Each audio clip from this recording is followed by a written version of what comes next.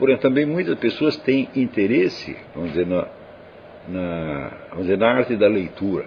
Como é que você deve ler os livros, etc, etc. Eu digo, bom, isso é muito importante, mas primeiro tem que fazer esse serviço que eu estou falando. Porque o seu entendimento, com que vocabulário você está entendendo o que você lê? É o vocabulário que você adquiriu ao fio de uma educação, vamos dizer, toda deficiente, furada. É o vocabulário que você adquiriu lendo a Folha de São Paulo, né? É o vocabulário de um meio iletrado, imbecil, atrasado, e com isso você vai, aqui vou ler Tolstói, né? E quero que o professor me ensine a ler Tolstói. Não dá para fazer isso, está entendendo? A leitura depende das superfícies de contraste. Então você tem que alargar a superfície de contraste, né? Pelo menos até você alcançar um horizonte de consciência comparável ao daquele autor que você está lendo. Daí o problema da leitura acaba, simplesmente. Não é necessário uma técnica de leitura, de jeito nenhum, né? E quando você lê, por exemplo, o livro do Humberto Eco, ele também ensina a fazer aqueles, né, fichamentos, etc, etc. Daí eu lembro do Otto Maria Carpo. Eles perguntaram para ele, não, você faz ficha dos livros que você lê? Daí o Carpo ficou até ofendido. Ele disse, você não sabe o que é educação europeia, sabe?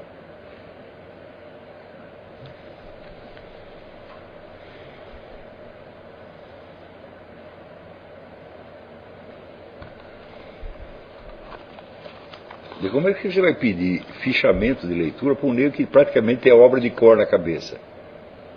Você não faz isso, você está entendendo? Como ter a obra de cor na cabeça? Se você tiver todas, vamos dizer, a superfície de contraste suficientemente ampla, e se você estiver mortalmente interessado naquilo, é quase inevitável que você faça isso. Porque a experiência se torna tão profunda, tão intensa e tão importante para você, que você não esquece nunca mais. Às vezes você não precisa ter a obra inteira, mas você lembra o suficiente dela. Depois de 20, 30, 40 ou 50 anos. Mais fácil criar um caminho, né, professor, para a memória. É uma rede de caminhos, né? Se você tem a rede inteira, se você tem um mapa, bom, você descobre os caminhos. Agora, como é que você vai fazer o caminho no vazio, porra? Está entendendo? Então, assim, o negro que não sabe nada, ele quer ler, sei lá, Immanuel Kant. Bom, você pode tentar. Tem pessoa que tem um gênio instintivo para essa coisa. Pode ser, você. Em cada 1 bilhão de pessoas tem um que é capaz disso. Talvez seja você. Então, quando chegar a hora, vamos dizer, das pesquisas mais aprofundadas sobre algum tópico do seu interesse, então aí é que você vai entrar num negócio que chama bibliografia secundária. E aí, bicho, é um oceano. De como você se orientar ali no meio. Aí praticamente não há regras, mas aquilo que você tiver aprendido nesta primeira fase pode te dar alguma dica. É isso.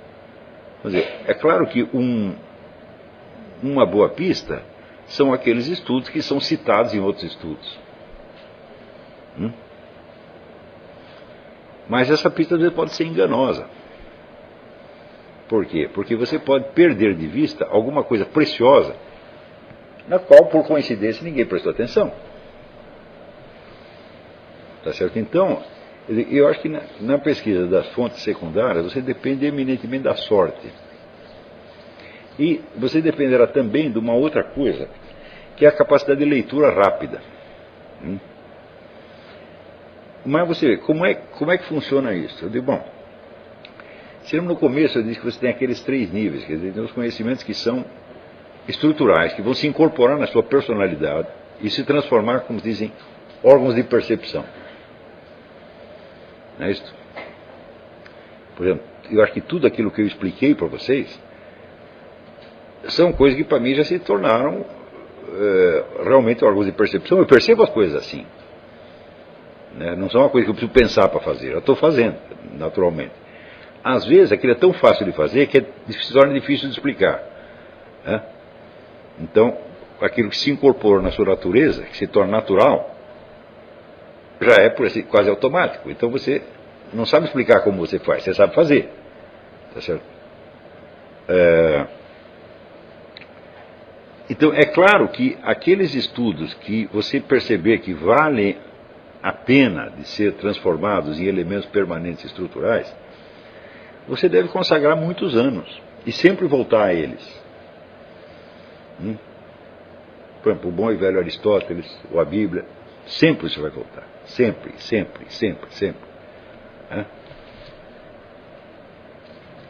Agora, se é uma leitura para informação apenas,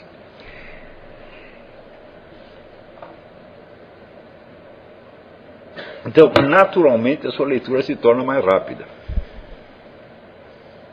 É isso. Então, isso quer dizer que não vale a pena você ter nenhuma técnica de leitura rápida, tá certo? Porque senão você não vai conseguir se livrar dela. Por exemplo, existe um negócio de leitura fotográfica, é uma coisa horrível. Você abre, para de um livro, olha de certas maneiras e vira a página. Depois você apela para a memória fotográfica. E daí você vai ler o livro. Você vai ler o livro na sua mente. Isso existe. Tem cara que decora um livro em 15 minutos. Não é que ele decorou. Ele não sabe nada do que está escrito no livro. Ele só tem a imagem da página. E depois ele lê na memória dele. Bom, é nessa segunda leitura que ele vai entender ou não entender o livro. Só que, por mais fiel que seja a memória fotográfica dele, ela não vai ter a estabilidade de uma página impressa. E para você fazer uma leitura mais em profundidade, você vai precisar voltar à página várias vezes. Então vale mais a pena você ter a página impressa do que ter a imagem fotográfica na memória. Então, para que serve isso? Eu digo, bom, serve, por exemplo, eu digo, bom, você é um agente secreto, você conseguiu entrar no escritório do inimigo e você tem 5 minutos para decorar um relatório que ele escreveu, não sei o quê. Claro que serve para isso.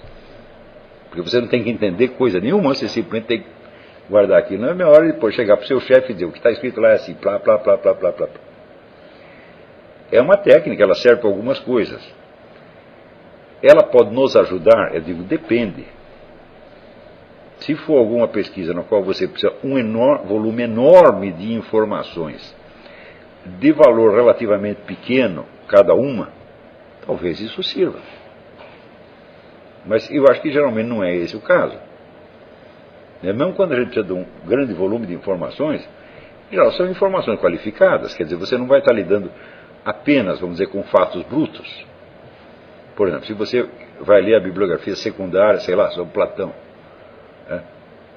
ela não consiste de notícias de jornal, nem de relatórios policiais, de boletins de ocorrência, mas consiste de elaborações intelectuais altamente complexas, muito valiosas, tá certo?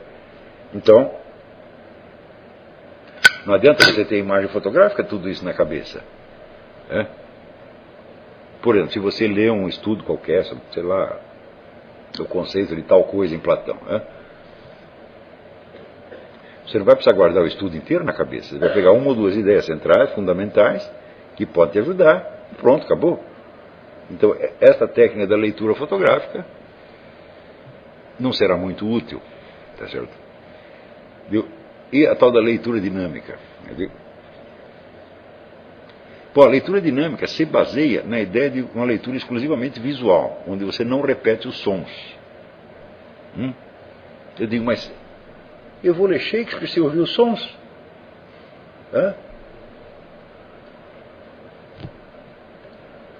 Isso aí é um surdo lendo partitura. Ele vai entender a estrutura da música, a ordem dela, a fórmula matemática, mas ele não vai ouvir a música. Então eu falei, qual é a vantagem? Bom, a vantagem, leitura dinâmica, é para você ler coisas que não têm um grande interesse literário. Não é isso? Vamos dizer, isso são coisas, técnicas feitas por executivos de grandes firmas, que tem que ler aqueles relatórios medonhos e guardar tudo aquilo na cabeça, coisa que não tem valor em si mesma, tá entendendo? Mas praticamente tudo o que nos interessa ler e conhecer são coisas que têm valor. Então, vamos dizer, a diferença de velocidade, é natural você fazer essa gradação da diferença de velocidade. Se você quer incorporar profundamente algo, você está lendo aquilo e fala, não, eu quero que isso seja meu. Eu quero que seja meu para sempre. Por exemplo, quando eu li a Divina Comédia, eu li o Camões, eu falo, não, isso aqui é preciosidade, isso aqui tem que entrar no meu coração para sempre. Então você vai conceder uma atenção aqui. Ou certas coisas de Platão, você diz, não, mas isso aqui é um modelo para sempre, é tão bonito, né? E se você está lendo apenas um estudo científico a respeito, fala, não, você tem um interesse, tem um respeito, mas não é a mesma coisa. Não é isso? Então você gradua naturalmente a velocidade. Do mesmo, se você estiver lendo um livro de história, eu digo, bom, tem livro de história que dá vontade de você comer cada linha. Porque você vê uma espécie de explosão de inteligência em cada linha. E tem outros não. Eles podem até ser mais exatos do que esse, ou mais fidedignos, mais bem documentados, etc. Mas onde a atividade da inteligência não foi tanta assim. Então, naturalmente você vai ler mais rápido. Mas o que vai graduar isso? O que vai definir isso? Eu digo, o mapa que você fizer. Quer dizer que, até nisto, o mapa vai ser útil. Aquelas 4 tipos de leituras que falava o padre Sertiange, a leitura formativa, a leitura informativa, a leitura inspiracional e a leitura de diversão. E, bom, você concede tempos diferentes para essas leituras. Não é isso? E eu acho que você não precisa ensinar ninguém a fazer isso. Eu acho que as pessoas sabem por que elas estão lendo. Apenas se ela tiver consciência desses 4 conceitos, bom, ela vai fazer isso com mais clareza. Tá certo? Então, olha, existe uma série de técnicas que você pode adquirir, mas que não são realmente necessárias se você tiver a técnica fundamental, as técnicas fundamentais que são essas que eu estou lhe passando. Então, por exemplo, como é que eu vou num livro? Eu vou seguir o método do Adler. Eu digo, bom, o método do Adler foi feito para uma certa finalidade. Se a sua finalidade não é a dele, você não pode usar o método dele. Bom, eu comecei me educando a mim mesmo pelo método do Adler. Mas logo eu vi que ele não servia para as minhas finalidades. Quer dizer, eu fiz isso com 1 livro, 2 livros, 3 livros, 10 livros, 20 livros. Chegou uma hora e falou, peraí, não é isso que eu estou querendo. Porque eu não estou interessado nos grandes livros. Alguns grandes livros, sim. Quando a obra em si mesma tem um valor, ela constitui por si mesma um patrimônio, vale a pena você fazer isso. Mas, e se o objetivo seu não for a obra, mas for o objeto, a coisa da qual ele está falando?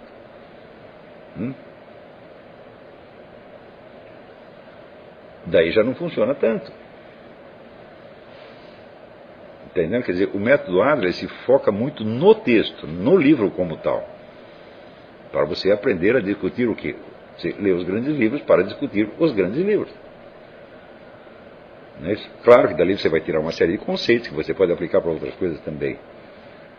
Mas, se você está interessado, por exemplo, eu estou interessado aqui na estrutura do Estado, então eu vou ler aqui, sei lá, o Aristóteles, a República, o Aristóteles, o Maquiavel, o mais fulano. Eu digo, olha, tudo isso aí não vai dar para você ideia da estrutura de nenhum Estado existente. Você está entendendo? Porque tudo isso está no nível do conceito geral. Agora eu quero saber qual é a estrutura de poder nesta sociedade onde eu estou. Você não vai encontrar nenhum livro que te ensine isso. Quer dizer que as universidades produzem estudantes de textos. Digo, claro, isso é muito útil, é muito bom, etc. Por quê? Porque eles ajudam, nos dão as coisas meio mastigadas. Então, quando você vê um belo expositor da filosofia alheia, né, como Eric Weil, que é um primor, ou esse William Stace, que escreveu sobre Hegel, que tornou Hegel tão simples que até eu entendo, né?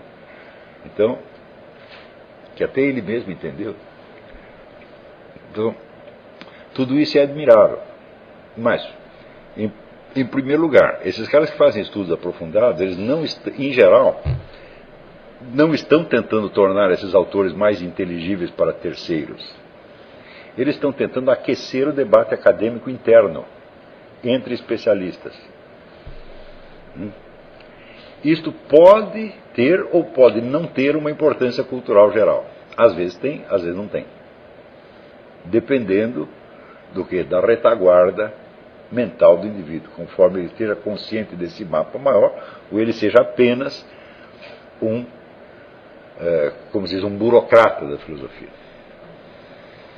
É como se fosse um contabilista. O Brasil sempre produziu muitas pessoas assim, que estudam detalhes, coisinhas, etc, etc, e acham aquilo de uma importância extraordinária. Por quê? Porque elas gostam daquilo. Se aquilo vai ter alguma importância cultural mais geral, elas não são capazes nem de pegar. Então as universidades produzem muitas dessas pessoas, e por isso mesmo é que eu faço questão de não montar o estudo na base de textos. Nem no seminário de filosofia, nem aqui. Quer dizer, os textos são apenas elementos auxiliares, nós estamos interessados em coisas. Nós estamos interessados num treco que se chama realidade. Sobretudo, em primeiríssimo lugar, a realidade humana chamada Brasil, onde nós crescemos, está certo? E na qual a maior parte de nós vai ter que viver pelo resto da sua vida. Não é quanto mais melhor. Primeiro precisa ter o mapa. O problema da leitura infantil é isso. O sujeito pega um livro aqui, pega outro lá, ele não sabe onde está aquilo, está entendendo? Para isso aqui deveria ter um pai, né? Para dizer, olha, você lê isso, para aquilo, é coisa assim, vai dar explicação.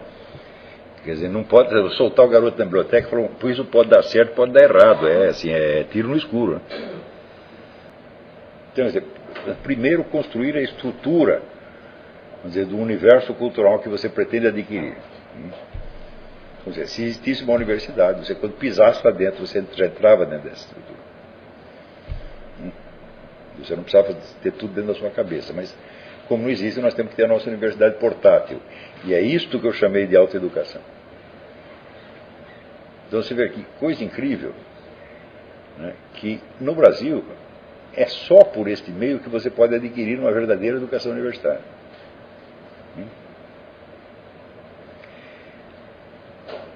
Agora, voltando ao começo do curso, você não pode esquecer que autoeducação é educação. Portanto, uma coisa que você deveria fazer no início seria ler uma boa história da educação. Eu sugiro a do Rui Nunes, Rui Afonso da Costa Nunes, que é a continuação. Ele pegou o livro do Henri Marroux, História da Educação na Antiguidade, e o Marroux não completou o livro, ele falou, então eu vou fazer o resto. Você pega o do Marroux e depois pega todos os do Rui Nunes, que foram publicados até pela própria USP, EDUSP. Né? Então, isto vai te dar uma noção das possibilidades da educação. Até onde eu posso chegar. Dá uma olhada lá para você ver o que dá para fazer. Não é isso? Em segundo lugar, esse é um outro elemento também importante, você precisa controlar os seus resultados, medindo pelos resultados obtidos por outras pessoas. Para isto, você vai precisar acompanhar duas coisas. Você vai precisar conhecer os programas de ensino das universidades melhores que ainda existam no seu tempo ou que tenham existido.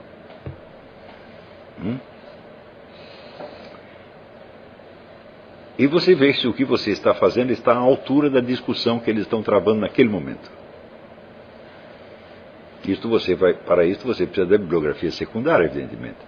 Ou seja, vamos ver o que as pessoas estão falando sobre tal ou qual tópico nos centros universitários mais sérios e produtivos que existam. Ou agora, ou pode ser, não precisa ser agora, pode ser numa outra época. Não é isso? E um terceiro critério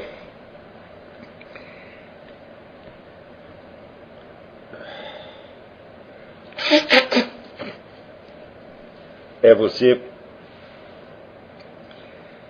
se munir de vários livros que mostram o ensino não universitário, mas o ensino secundário das disciplinas que você quer estudar. De preferência, vamos dizer, aí você vai ter que usar material mais antigo. Por exemplo, para mim, uma coisa que foi absolutamente formidável foi quando eu estava lendo o livro do Vienna Mogg, Em Busca de Lincoln. E ele estava tentando explicar como um sujeito que saiu de um ambiente atrasado, iletrado, pobre, conseguiu se tornar, vamos dizer, um grande escritor da língua inglesa. Lincoln é um clássico, sem dúvida. E ele procurou, virou, mexeu, não consegui entender aquilo. E como ele queria escrever uma biografia de Lincoln sobre esse aspecto, a formação intelectual de Lincoln, ele falou, olha, a formação intelectual de Lincoln continua sendo um mistério. Ninguém sabe nada. Né? Ele já tinha quase desistido, quando de repente ele está na biblioteca do Congresso, ele está com o título de um livro de gramática, no qual Lincoln havia estudado. E ele só por curiosidade falou, deixa eu ver essa gramática aqui. Quando ele foi ver, não era um livro de gramática, era um livro de retórica da mais alta qualidade, né? Que pegava toda a tradição da retórica antiga e, puf, ensinava tudo para o cara. Né? Então ele falou, comecei a entender onde Lincoln aprendeu a escrever. Né? Na hora que eu li isso, eu falei, opa, que é isto, porra? Né? E comecei a procurar livros americanos de retórica do século XIX e do começo do século XX. Né? E foi um absoluto deslumbramento. Né? Então, eu entendi por que nos Estados Unidos você tem um movimento literário tão forte no século XIX, nas regiões mais remotas. Vocês assistiram o filme do John Ford, My Darling Clementine? Não assistiram? Foi com My Darling Clementine. É um filme de faroeste. E que lá pelas tantas aparece na cidadezinha do oeste um grupo de atores que vai então dar um espetáculo num salão. Né? E o ator sobe em cima da mesa e começa a declamar Shakespeare. Né? E estão lá todos os pistoleiros, tudo. Né? Sim, tá. E alguns repetindo. Eu digo, o que é isso? Né? Daí eu fui verificar, né? Fui pegar livros de história cultural americana e eu vi que isso realmente existia. Quer dizer, em cada cidade americana você tinha uma atividade literária enorme, que começava nas casas, onde as mães liam os clássicos da poesia para as crianças. Né? Não era educação escolar, era educação doméstica. Então, bom, tudo isso aí, vamos dizer, é um tesouro. Movido por essa ideia, eu falei, bom, vamos ver como é o negócio em outros países. Então eu comecei a pegar livros de ensino secundário francês, né, de filosofia. E aí já eram livros mais ou menos uniformes, porque existe um programa oficial do ensino da filosofia aqui desde o século XIX na França. Né? Então os livros são estruturalmente muito parecidos. Começavam com uma longa introdução à psicologia, depois dá a lógica e metodologia, depois dá a metafísica e ética. Havia psicologia, sociologia, metodologia e lógica, ética e metafísica. Então, todos seguem mais ou menos. Mas foi um negócio de altíssima qualidade. Entendeu? Daí eu pensava assim, peraí, quantos professores universitários de filosofia no Brasil sabem essas coisas? São capazes de discuti-las, dominam isto. Né? Porque ali naquele ensino, aquilo tinha um lado disciplinar, mas afinal de contas era ensino para crianças. Então tinha exame, o neguinho tinha que passar no exame. Né? Não era ensino universitário. Quer dizer, quando os caras chegavam na universidade, eles já sabiam aquilo.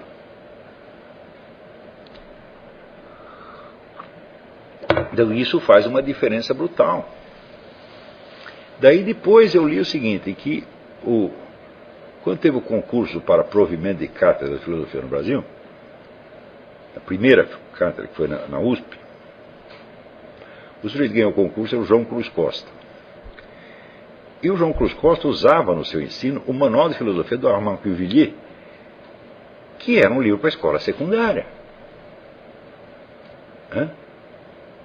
E este era o chefe da filosofia USP. Daí eu falei, isso aqui está tudo perdido. Tudo. Porque quando você chega na universidade, você tem uma imitação do ginásio francês. Então vocês entendem por que eu me mantive tão longe dessa instituição? Eu tenho que ficar fora porque eu quero um verdadeiro ensino universitário. Como não existe, eu vou ter que copiar de onde tem e me cercar dos elementos necessários.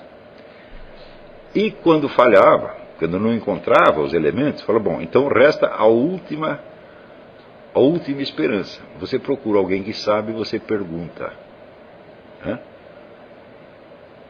Então isso quer dizer que eu passei a minha vida incomodando pessoas importantes para tirar dúvidas pessoais de estudo. Não as incomodava tanto quanto as pessoas incomodam a mim hoje. Quer dizer, em primeiro lugar, se eu ia fazer uma pergunta, eu primeiro estudava a alvo do cara, para formular minhas perguntas de maneira que já tivesse um certo interesse para ele.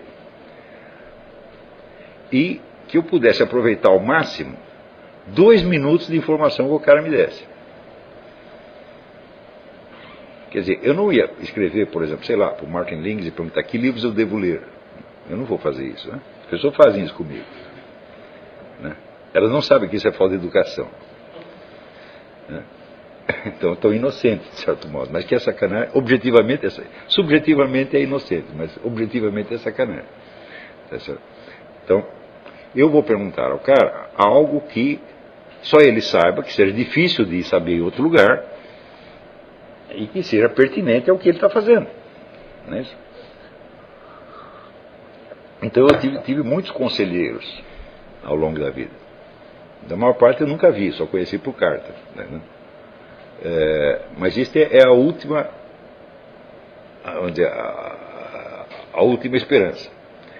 Então, também você pode fazer a sua lista de consultores.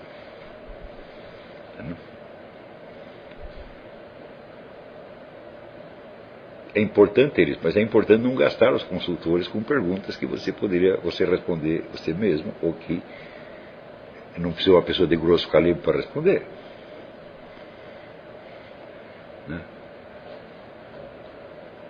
Mas para mim as pessoas mandam pergunta assim: o que é a psicanálise de Freud? Essa é uma pergunta simples, eu posso responder em 3 linhas.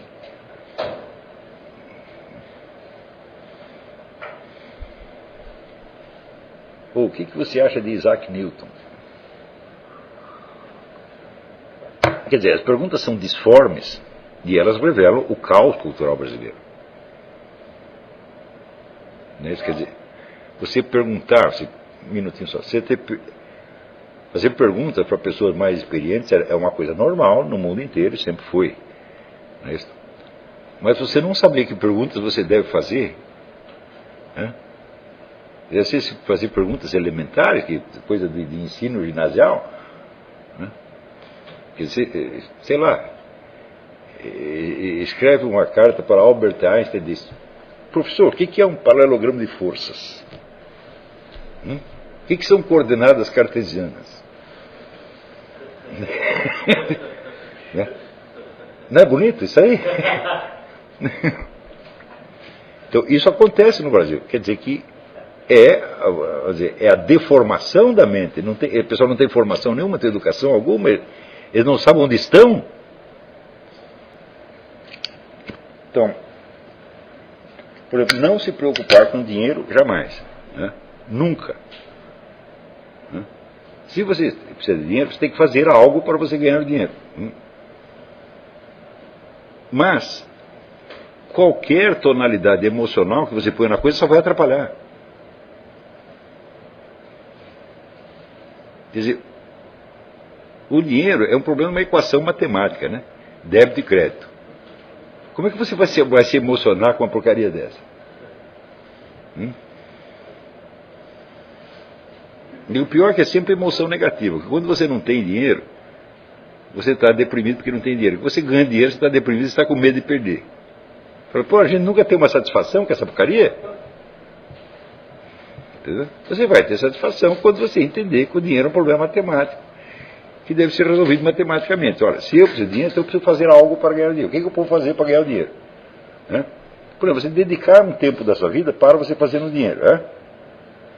Bom, assim, complicou tudo, perdi meus empregos, estou com um monte de dívida, as crianças estão chorando lá, querem leite. O que eu vou fazer? Bom, eu vou parar tudo e vou ganhar dinheiro. Tem algum problema isso? Para até meus estudos, durante 6 meses. Por quê? Porque isto vai te dar um conhecimento real do funcionamento da sociedade.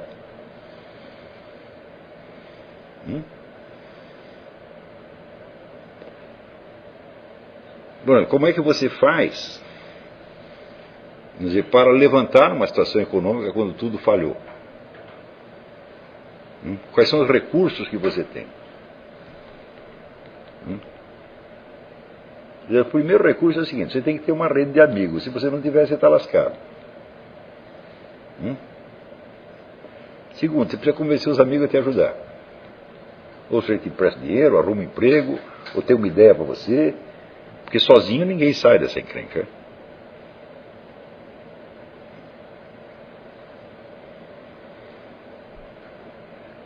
Quantas pessoas você não conhece no Brasil que o pai e a mãe têm dinheiro e dizem, não, mas eu não quero o dinheiro da minha família.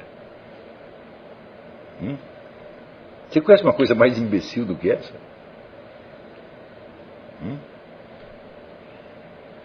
Digo, o dinheiro da sua família é necessariamente seu, você me entendeu? Por lei.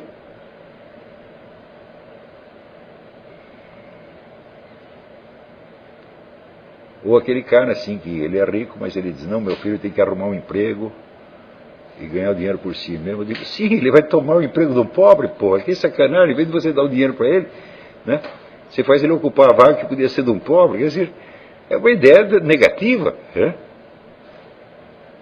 dizer, tudo isso aí é porque são reações emocionais. Quer dizer, o dinheiro no Brasil é muito rodeado de emoções negativas.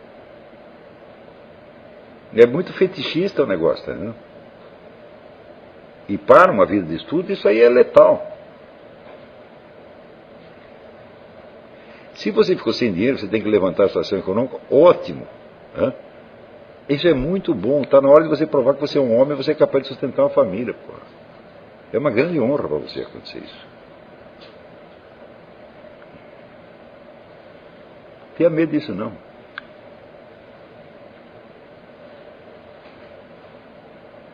E se tiver que interromper tudo, sabe o que você faz? Você passa para marcha lenta. Eu não vou parar de estudar, eu só vou estudar um pouquinho, 10 minutos por dia. Mas todo dia. Se fizer os 10 minutos por dia, você não perde o fio da meada.